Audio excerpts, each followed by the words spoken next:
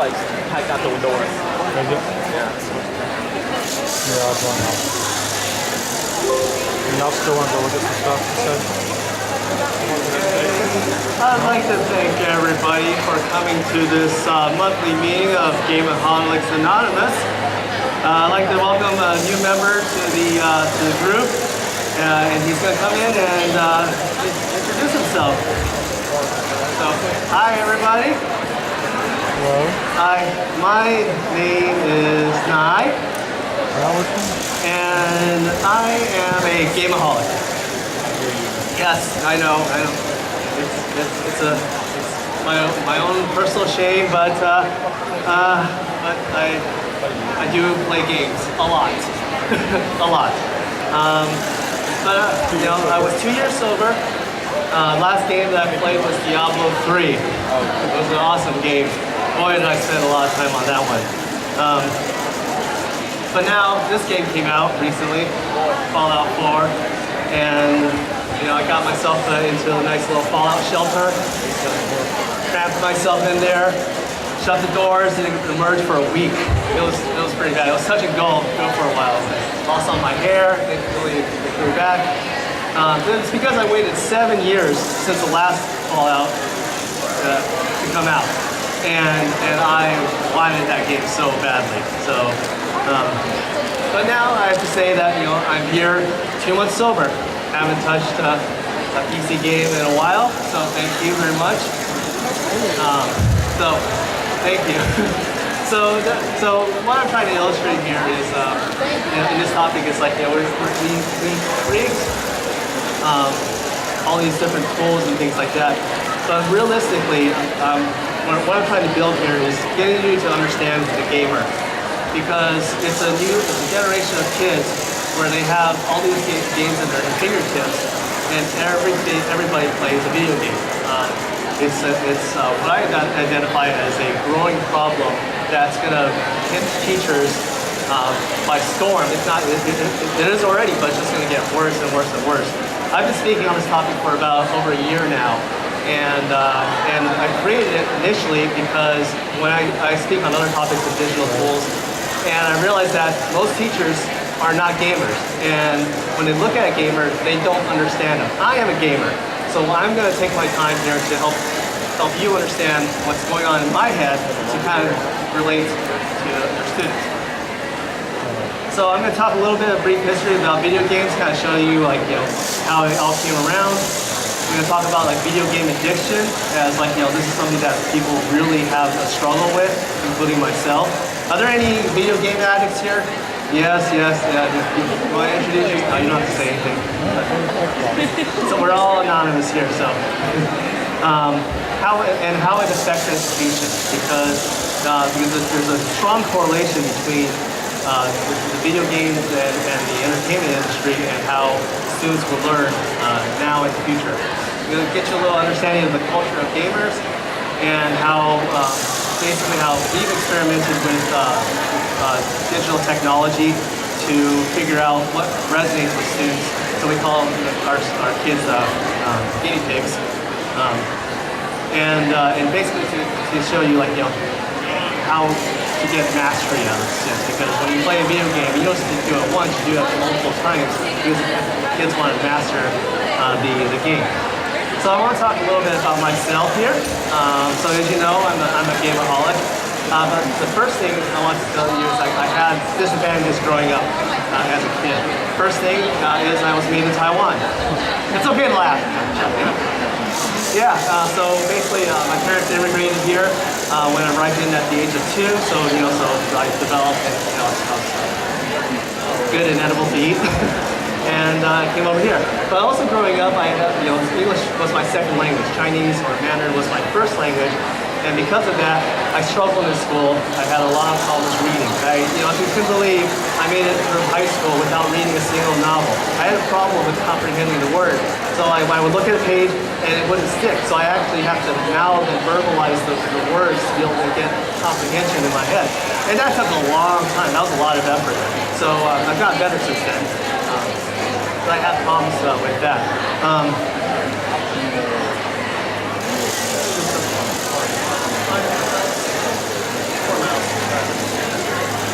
of grew up in a Chinese restaurant. So my parents came over here to the United States.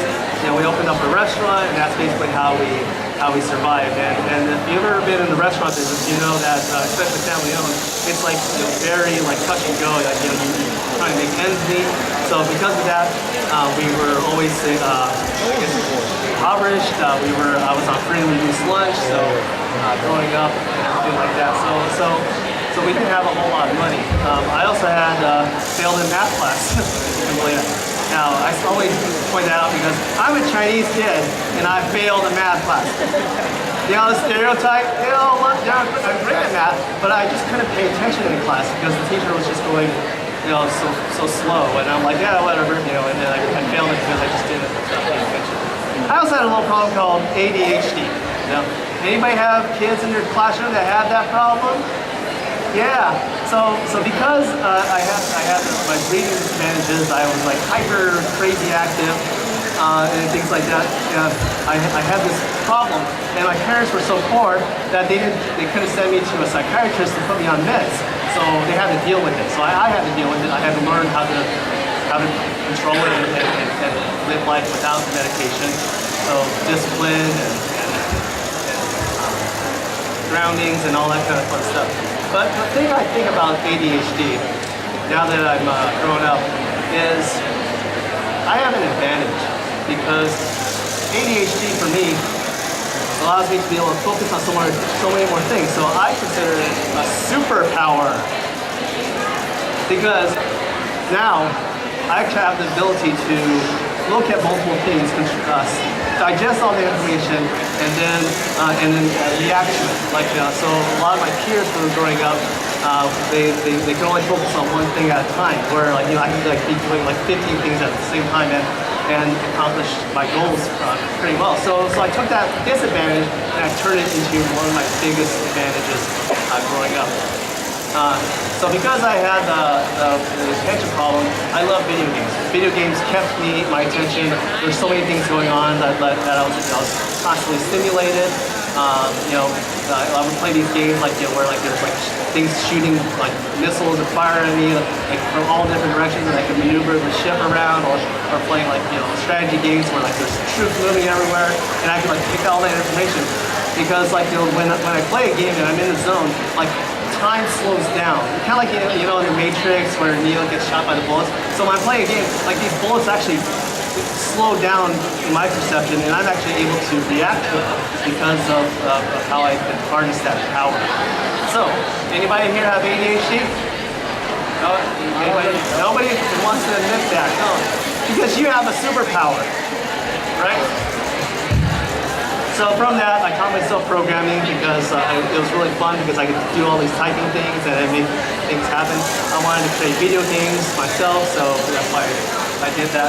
Which then led me to where I took the two passions, like my restaurant history and the programming, and I developed a program to gamify culinary arts, which I'll be using as an example of what we're talking about.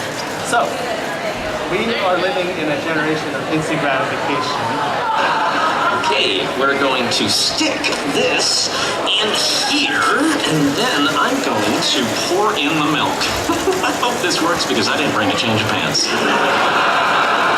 Look, I googled it. It's a fake picture. That's it. No cake for you. Anyone else want to join the no cake club? Just kidding, boys and girls. Everyone gets cake.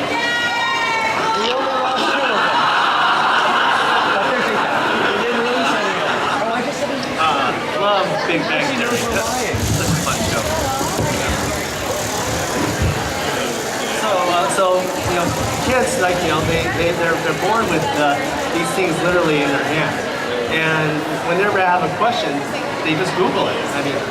So it's like information. Getting to information is not a challenge anymore.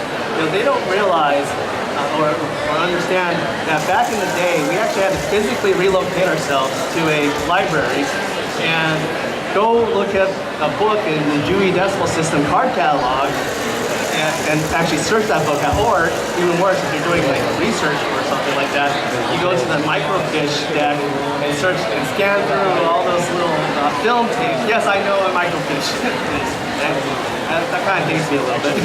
but they don't realize like we had to work hard to get to the information. Now it's like right in our hands. So that definitely don't in put them back itself in bags. affects the way that any bags that are, I'm just gonna toss these. So for them, we are catering to the accelerated mindset. And what I mean by that is like, they want the information and they want it fast, they want it now. But they are only going to retain maybe 20, 30% of it. But that's not a problem because when you're playing video games, when you play a video game, you play a level, you get 1 star. You're not going to get 2 or 3 stars on a level that's well designed. Like if you're playing Angry Birds. So you do it once, you go, okay, you figure out what's going on. You do it a second time, the third time, rinse and repeat, rinse and repeat. That's part of the gaming culture. So their mind's so accelerated that like when I was in school, the teacher was teaching at me, and I was like, wow, the information's coming to me so slow that I fell asleep.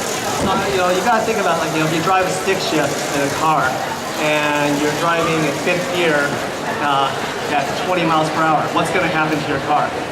You're gonna stall out, right? So the thing is like, so that level of engagement, we're driving so slow, we're throwing the information at them so slow that they stall out and their brain shuts down because we just can't take that speed. So what do we do? We figure out multiple ways or multimodalities to create additional stimuli. So let's look at a little brief history about video games. It started with this. So, dot moving back and forth with 2 lines moving up and down. It was a hit. It was so simple, but for many people, that was like a new expression. It's like, wow, something non-physical, something digital, and people got addicted to Pong. If you could believe that. You go to the arcade, pop in a quarter, and then you play it, because it's a new expression. And then from that, we move on to Pac-Man. So everything getting complicated. You got like ghosts chasing you. You got Donkey Kong throwing like these barrels at you. Then Super Mario, jumping, you run through a level, you kick a turtle, and save Princess Peach, yay! And then they move on to like the Zelda. So you got adventure games, fighting games like Street Fighter. So you're reacting to another player. Even kind of like Pong, but a lot more, and then a lot more complicated. Then we got Sonic. So if you ever watch a kid play Sonic, you got this hedgehog zooming across the screen, doing a million things. Like, how are you reacting to all this stuff? It's like it's just like so it's like more stimuli. So as video games become more complicated, the kids are being more addicted to it because it's really addressing a certain part of their brains that holds their attention. So this graphic here illustrates a theory that I have of how entertainment affects how we learn. So over here on the left, we have cartoon characters. So many of us grew up watching cartoons on the television. So we watched these cartoons as a kid. So we were building a relationship with these characters: Mickey Mouse, Squirts, Felix the Cat, and they're telling a story. You're being entertained. You're laughing with them. You're crying with them, and you're being told a story. And what you're doing is you're sitting in front of a television, passively watching that story and taking in the information. You have no control of what's going to happen. You can change the channel, of course, but you have no control of the story or the entertainment. But the thing is, it worked. You loved it. You grow up loving Mickey Mouse. You go to Disneyland, you get the Mickey Mouse in your hat, and you have like a Tinkerbell toy set. Not me, but that was the way you were entertained when you were a kid. Now you go to school during that time, and you're sitting in nice neat rows in the classroom. The teacher's up there lecturing at you, and you're like, okay, I get it. This is how I watch TV, so I can just sit here and listen to the teacher and learn from it. So you can see that correlation. It's like, so that form of entertainment actually fit well with the education system at the time that hasn't changed like 200 some odd years or more. But now, video games came out in the 80s and the 90s, and suddenly the way the students or kids interact with their entertainment has changed dramatically. So they play these characters, they become enamored with the characters, they have a story, but this time, instead of passively watching what's going on, they're controlling the fates and the destinies of these avatars. So, and they fall in love with it. You know, who here loves Mario? Mario, dude. All right, great. Got some kids back there. So, Zelda and Metal Gear. So now these kids are making choices. They're making decisions. They're figuring out ways to get through a level, you know, better, faster, and they're being entertained this way. And then they come into the classroom and they're sitting, hopefully not in this environment anymore, but let's just say they are in a classroom. You're sitting in a nicely row. The teacher's up there lecturing at you, and you're like going, "Wow, you know, this is so not cool." Like, so the way I entertain myself at home, I'm controlling the game, I'm moving stuff around, I'm making decisions, I decide like how badly I feel or how well I do. But here I'm just kind of going, okay, all right. So you see like how the entertainment and video game industry is affecting kids and how they react to content. Does that make sense to everyone? Yeah. So, last year, I caught this video from Vsauce, which is a YouTuber who does like educational videos and stuff, and actually summarized it this way. In the 1990s, Douglas Rushkoff coined the term screenagers to describe the generation of personalities growing up thinking images on screens weren't just something to passively stare at, but instead was something to be manipulated. Today, it's even more extreme.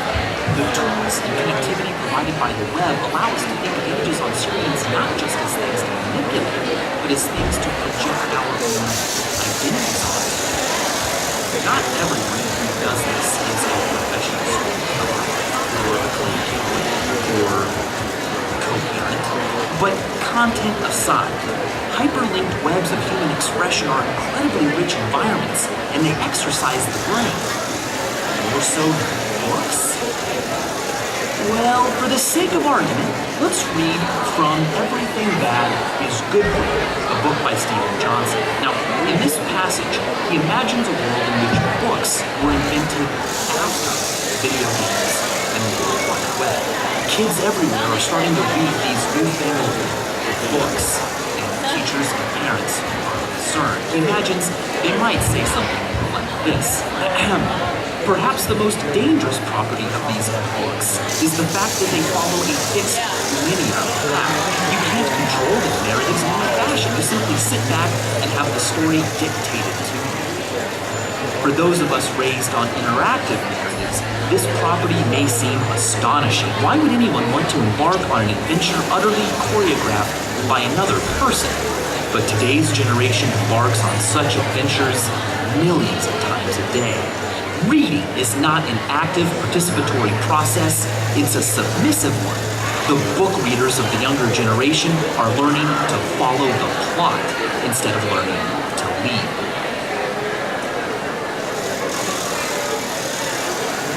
There you go, back. So that's an interesting twist where you think about how that book narrates like these kids are going back to books. Oh my gosh. Please stop them. But I love that anecdote. And it also gave me a chance to keep on it. So basically, so these games are coming out. They're fun. They're very entertaining. And it really is become an addiction for these kids. I mean, there's actually I found an article in a video once where in China, it's so bad that they send kids to militaristic style boot camps. And where they're not allowed to touch anything digital for a month because it's so bad. It's just crazy.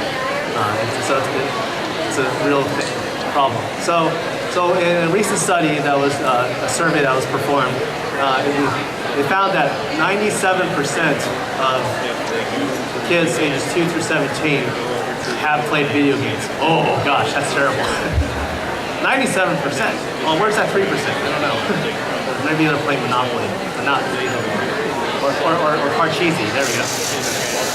So that represents 60 million kids 64 million kids in the United States. That's a lot of kids. But they also found that the age segment between 2 and 5 years old is the fastest growing segment. So these touch devices, they're enabling so many new forms of expression. So have you ever had like a 2, 3, 4-year-old and you hand them one and he's like an iPhone or a smartphone?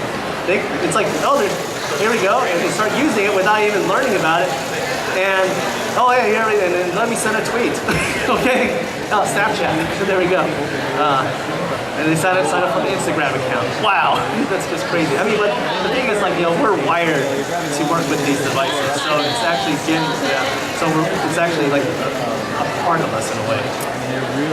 So why is this so addicting? Well, one of the research states that it's a temporary escape. So obviously you're playing a game, you're escaping from reality, and you want to be in a fantasy world. It's social and anonymous, so there's groups that you get together with. You play online, but it's also anonymous because you can do whoever you want. It's challenging and goal-oriented. So these two here is something that we can harness in education. So creating a challenge, giving them goals, and constant measurable growth. So when you're playing a level, you're constantly seeing like how good you're doing. You start at level 1, level 2, level 3, and you're progressing through the levels. Things like that. So you're seeing progression, like, and in a lot of video games, like you level up from 1 to 10 like very quickly. So you're like, all right, great, I'm doing awesome, and then you start going into the grind of getting levels further, but they've already got you hooked because you saw that fast improvement in the beginning. So oh yeah, I need to send out.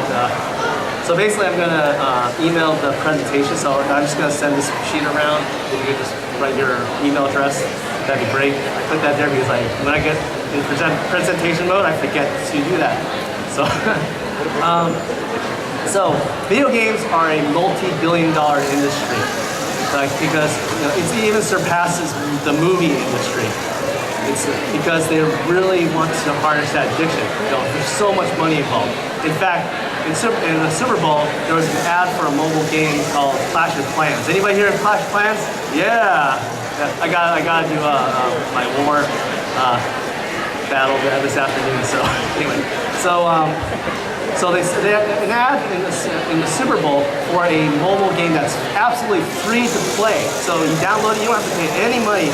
So you think like Super Bowl ads, cars, beer, movies, women in bikinis, So then you go a video game ad, and so the one that came out was this one, starring I don't have that name, but it starred Liam Neeson. So he plays the game. So, but Clash of Clans is a free game, but it does make money actually, because people can pay to upgrade, they can pay money to buy gems so they can enable them to do stuff. So they make $1.1 million in that game. That's a lot of money, right? Well, actually, no, that's not a lot of money, but that's a lot of money when you think about it, that they earn that in a day. And this is like figures from like a year ago, so like I don't even want to know how much they make now. A day, a single day, people plunk from all over the world that much money into it. So since there's so much money into it, video games will never go away, and it's just going to continue to grow and continue to become more pervasive in our lives. So it is an addiction, and they're going to harness it as long as they can keep doing it until we pass laws or something like that to take care of that. So what I'm here to tell you is to build empathy for you as teachers, because trying to get you to understand my mindset. Because the more you know about these students and how they're growing up from like grade school, they're learning, but they're playing these video games through like middle school, high school, and on to like college. I want you to be able to find ways to relate to these kids a little better, because the more you know, the better off you'll be. Chuckles, yeah. Anybody remember that? Let me see. Oh, I like to do this. Now we know. And knowing is half the battle. Yes! I love that a little bit. And kids, don't do drugs. So I want you to kind of understand their language a little bit. So one of the things that kids do in video games is grinding. So grinding is a game mechanic that developers do to extend the life of the game. So what grinding is, can I have a kid out there just shout out an example of what grinding is? Like working for like hours to get stuff. Wait, sorry, are you talking about like dancing? I can't hear you. Are you talking about video games right Yeah, now? yeah. So like working for hours to get like you're on the game for like 13 hours a day. Yeah, so they're saying like, spending 13 hours a day doing realistically a boring task just so you can get extra gold or experience points. So basically so you would play a level and you do it again, even though you passed it, so you can collect more points. And you do it again, and you do it again, and you do it again, and you do it again, and you do it again, and you get a little better. You do it again. So that's grinding. It's a very common thing to do, and I hate it, but I do it anyway. So what I'm trying to illustrate is these kids are being taught that grinding or repeating boring, repetitive actions over and over again is a good thing because they have a goal. They want to earn enough gold to get the sword of lightning and fire, which is a dual elemental sword. Dual elemental is a big deal. +7 or something like that, so they could go and defeat the dragon. So farming is the same. Is also another term that's the same as grinding, which is basically doing the same repetitive task, getting to a level as well. A lot of kids do this called speed run. So when you're playing a level, let's just use Mario for example.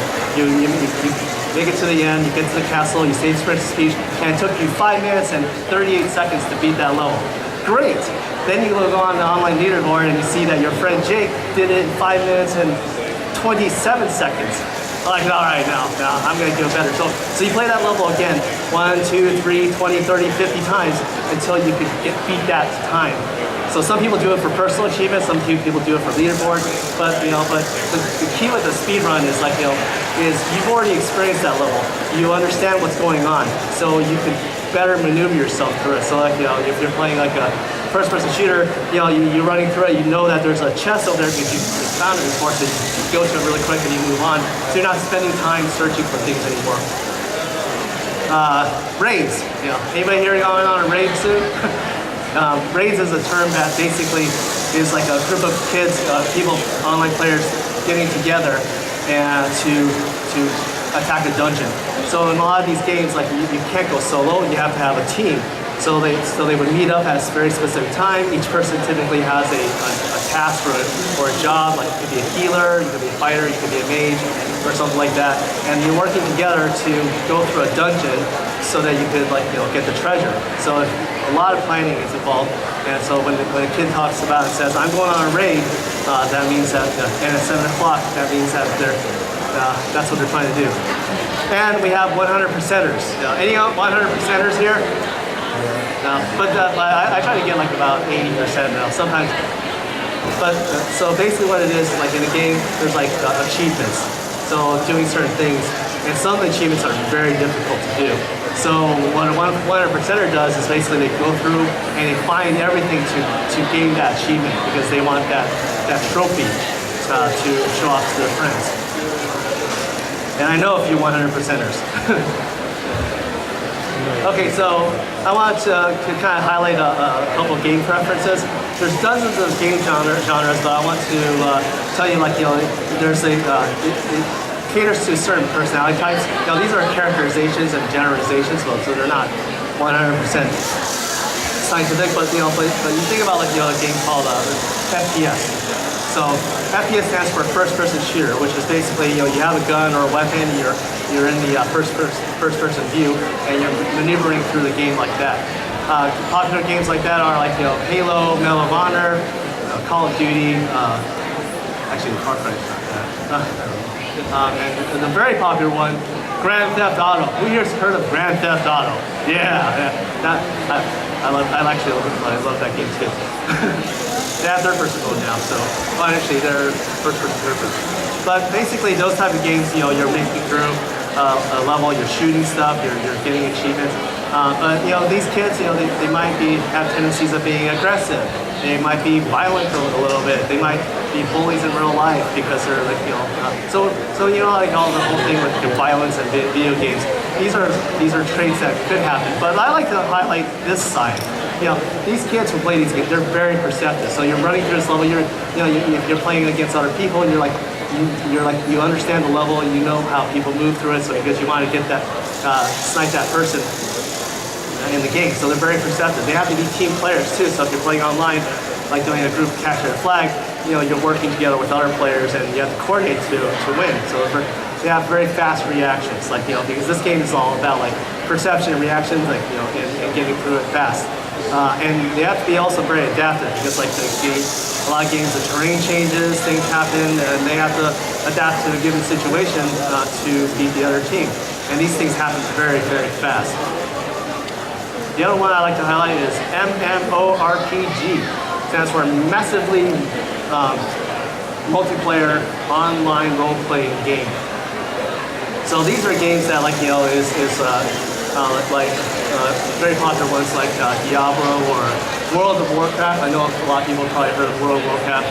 Dota 2, Star Wars: Old Republic, and Eve, which is actually a spaceship economy simulator of all things. They actually attract business people, like myself. So these games are really long and very involving. So kids who play these games can be very reclusive, passive, and could also be antisocial. But the other side of the coin is they're very big team players. So they like to play with teams and they have to work together because, like I said, a lot of these games go on raids, so you have to work together. They have a very strong understanding of the economy. So when they're buying and purchasing these items, they know how much it's worth because then they can sell it to someone else for more money or things like that. There's a lot of goals involved in it. They're also very social through the digital medium, so they communicate with other clan members or people in their team. They have very good decision-making skills, and they have to plan very thoroughly because going on raids, you have to plan, but also a lot of these games, they have certain classes, so if you want to specialize in something, you have to understand what you need to do to become a warrior mage or something like that. Because there's a kind of like a career path for that specific class. So this is MMORPG. So we look at education and technology, and we like to ask the question can technology solve everything? Can you use technology for everything? Well, in this case, Emma.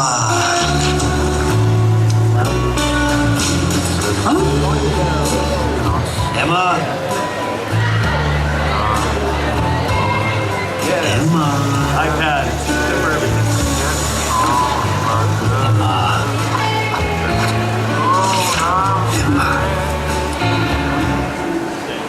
Emma.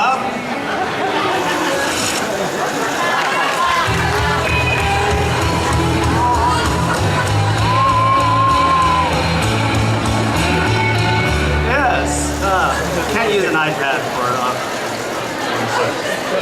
Facebook. You gotta love the French. That's a French commercial. So with gamification, we want to bring certain principles. It's utilizing the subtle psychological cues that trigger a reward system in our brains, using intrinsic and extrinsic motivators, rewards to give personal accomplishments. So and it's also very personalized and unique to each player or character or person. And we take existing models and we apply it using the technology tools that we have in our hands. So what we do to gamify the education experience at KP is we take those principles and the reason why it's culinary arts, like I said earlier, is because I've melded the two passions together. Because the biggest challenge is kids in culinary arts, they're hands-on kids. They want to do stuff, but they don't want to do the reading. They don't want to learn serve safe. They don't want. They need to learn serve, but they. How do we get them to learn serve safe? How do we get them to learn all these important principles that aren't just cutting stuff up and burning stuff up in the in the classroom.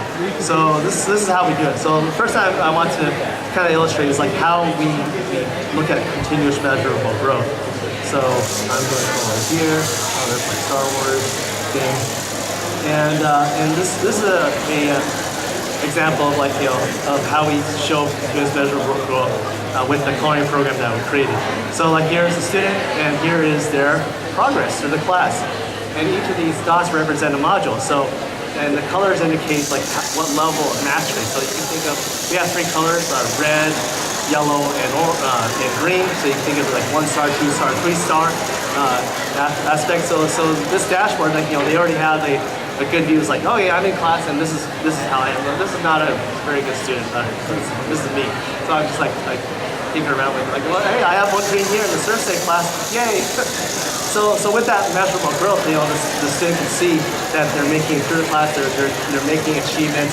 You get a report card. You see the A's and B's, but like this is actually, you can continually see the progress on a daily basis. And it's really important to illustrate that because, like, I like to know where I'm at, and then continue to move through that level. All right. So the next thing is like, how do we take care of grinding? All right. So let's look at grinding here. Oops. Yeah.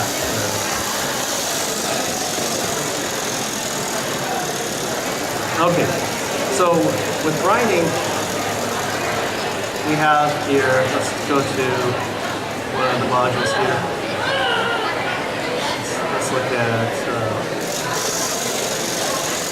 say, service. Play on the word servicing. So we have these modules, and the student goes, okay, I'm going to be learning food safety here. And what we're doing is like, here's the objectives of the level. So here's our objectives that we're going to learn. And then we have, coming up, we're loading the awards here. We have down here concepts. So this is the meat of the level. So like each of these contains text, videos, or whatever. The stuff that they need to learn. But down here we have this one called Check Your Knowledge. So I call it Check Your Knowledge specifically because I hate the word test, I hate the word quiz, I hate the word assessment. It brings anxiety all like crazy. But like, we want the kids to think, okay, I made it to the checkpoint, I made it to the end of the level, so now I need the analysis of how well I perform. So here, we learn the materials. They go, okay, I need my knowledge check now. And then they click on it, and they get taken to a quiz, but it's something different. So they go through, they answer these questions. This one,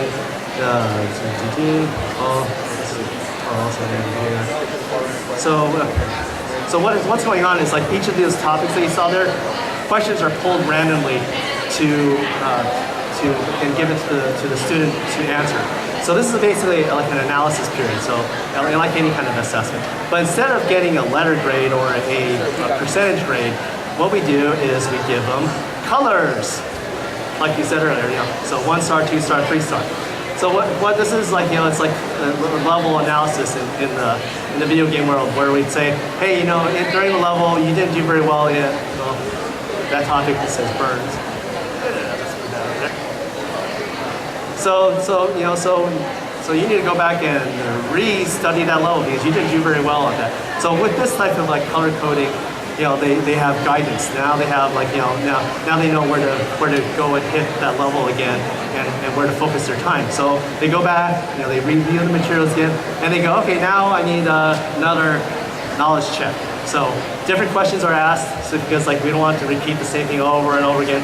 Because 1, it's not challenging. 2, it's boring, and 3, we don't want them just to repeat questions. So different questions are asked, and then what happens is like we're now analyzing growth. Are they growing? So basically they're going through the grind. Like all right, so next time I'm going to do a little better. Next time I'm going to do a little better. So the illustration of like when you play a level, you never master it the first time. So we're trying to encourage them to go, okay, the first time, you're not going to do so well. We learn through failure. Second time, you're going to do a little better. Third time, you're going to do a little better. And each subsequent time you do it, you'll get a little better. So it's like multiple passes, like 20%, 30%, 60%. Eventually, you're going to master it. So go back, you study again. If you do well on certain ones, they get moved up here. Yay, you have that positive reinforcement, the achievement of seeing more green. This area will get narrower, so that your workload will get smaller each time you go through it. And little do they know, they're remediating content. Remediation is key.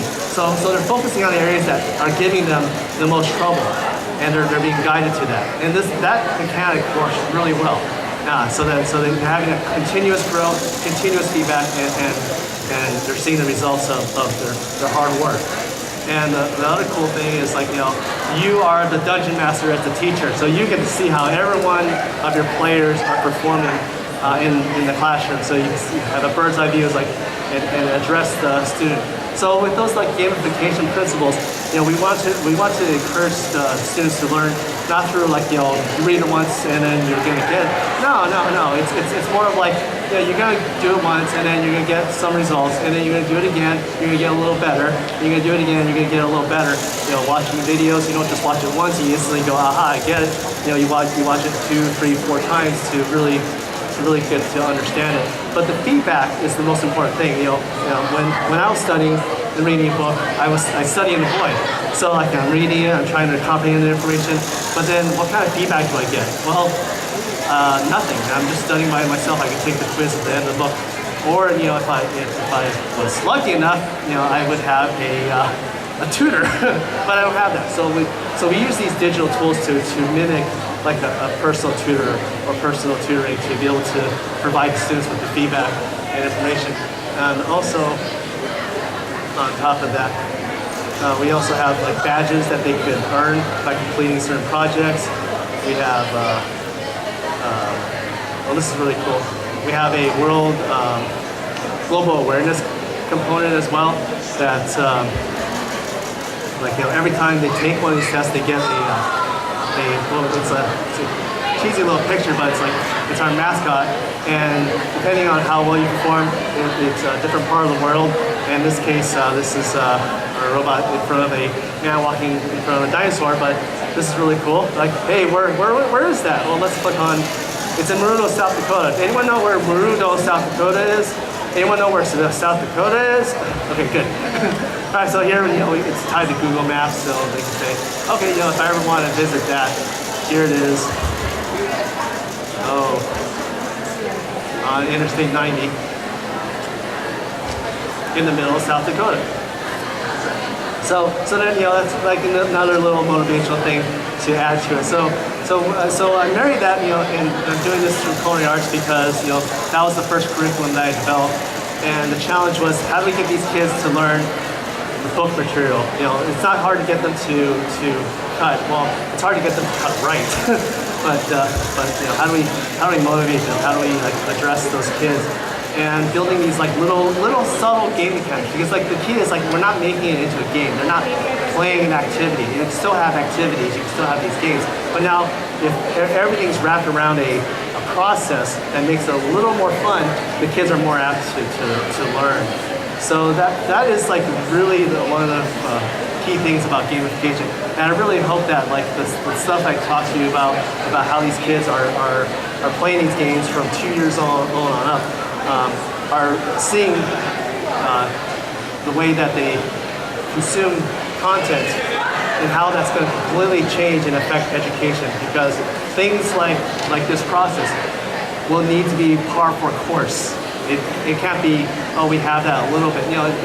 It's the way that we jack in as content consumers and want that information. We want that whole process of differentiating instruction, making decisions, doing well, and things like that. So to the kids out there, what do you think about what I talked about to the teachers? Am I giving away too many secrets? No. You like it?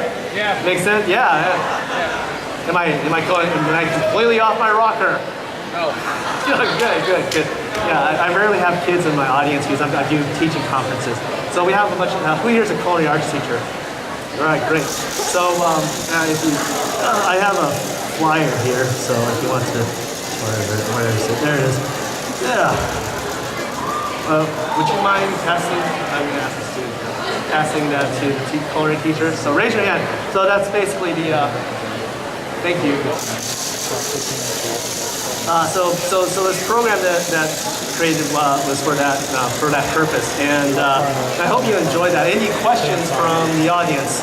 We have like 0 minutes left. Yes.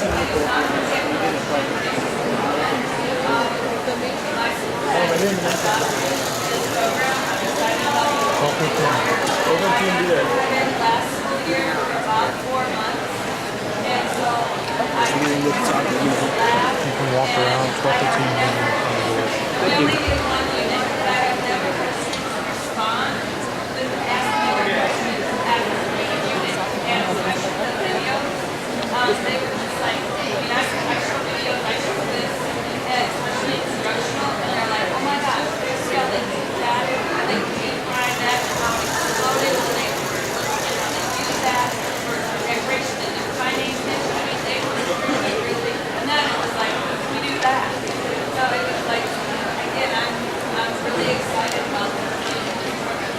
So did you guys hear what she said? Yeah. Thanks for chiming in on that. Yeah, when used properly, it's very effective, and I'm so happy that you got those results. And I've had teachers where it completely failed but they didn't use it. Like using a knife. You can use it right or you can use it wrong.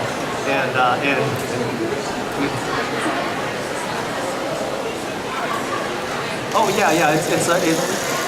It could be like a year, 2 years, 3 years. So, and I forgot to mention, I have a booth. So if you want more information, talk to me. We give out free logins, just like what we did with her, because we want you to get hands-on experience with it, and we want to have success with your students.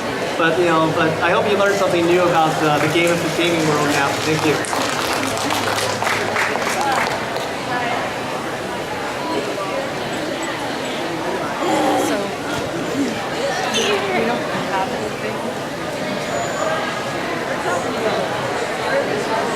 Those are Allison's. Oh, great.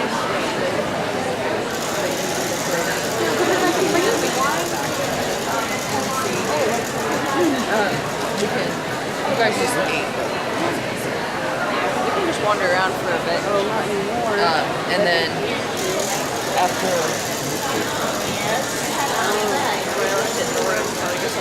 so